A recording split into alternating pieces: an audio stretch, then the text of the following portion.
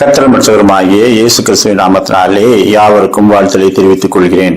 ஒரு 23 வயது அழகான ஆன முரட்டாட்டம் உள்ள ஒரு பெண்மணியை 6 காவலர்கள் நீதிமன்றத்திலிருந்து சிறைச்சாலைக்கு இழுத்துச் சென்று கொண்டிருந்தார்கள். 2 போலீஸ்காரர்கள் 2 பக்கம் 2 கைகளை பிடித்துக் கொண்டார்கள். அப்படியும் அவள் திமிரிக்கொண்டு மகா கெட்ட வார்த்தைகளால் எல்லாரையும் திட்டிக்கொண்டே போய்கொண்டிருந்தாள். அவள் அதிகம் முரண்டு கொள்ளும் போதெல்லாம் பின்னால் வருகிற 2 போலீஸ்காரர்களே ஒருவன் ஒரு அடி வைப்பான். அவளை சிறைச்சாலைக்கு கொண்டு வர அவர்கள் போராடி கொண்டிருந்தார்கள். அப்பொழுது எதிரே ஒரு மிஷனரி அம்மா வந்தாங்க.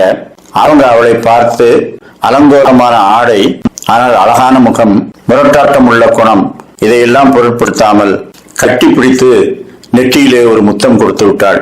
ஏன் இப்படி செய்தீர்கள் என்று கேட்டார்கள். எனக்கு கர்த்தர் ஏவினார், அதான் செய்தேன் என்று சொல்லிவிட்டு அந்த அம்மா போயிட்டாங்க. அப்பொழுது இவளுடைய அந்த முரட்டு குணம் கொஞ்சம் மாறியது. இவர்கள் யார், என்னை ஏன் கட்டுப்பிடித்து நெற்றியிலே முத்தம் கொடுத்தார்கள்? சம்பந்தம் இல்லாத ஒரு பெண்மணி என்னை ஏன் கட்டியணைத்து முத்தம் கொடுக்க வேண்டும் என்று போலீஸ்காரரிடம் கேட்டார். அவர்கள் தெரியாது, நீ சிறைச்சாலையில போய் யோசித்துக்கொள் என்று சொல்லி சிறைச்சாலையிலே அடைத்தார்கள். சில நாட்கள் கழித்து அந்த மிஷனரி அம்மா சிறைச்சாலையிலே இருப்பவர்களுக்கு உணவளிப்பதற்காகவும் அவர்களை ஆறுதல் படுத்துவதற்காகவும் அவர்கள் செய்யும் ஊழியத்தின் சார்பாக அங்கே சென்றிருந்தார்கள்.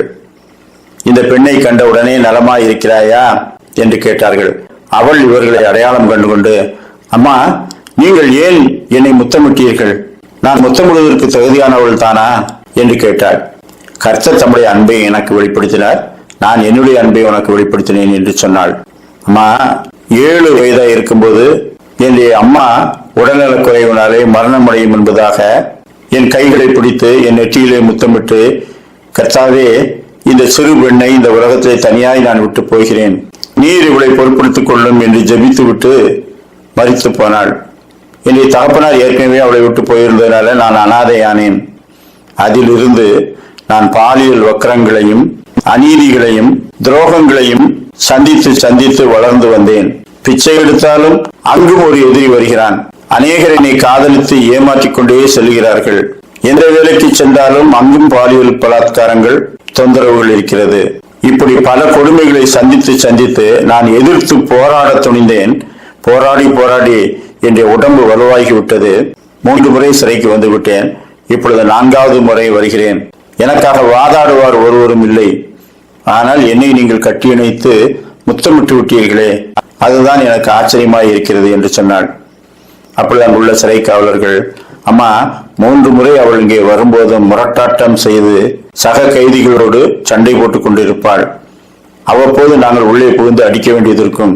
ஆனால் இந்த முறை என்னமோ அப்படியே அமைதலாக உட்கார்ந்து யோசித்துக் கொண்டே இருக்கிறாள்.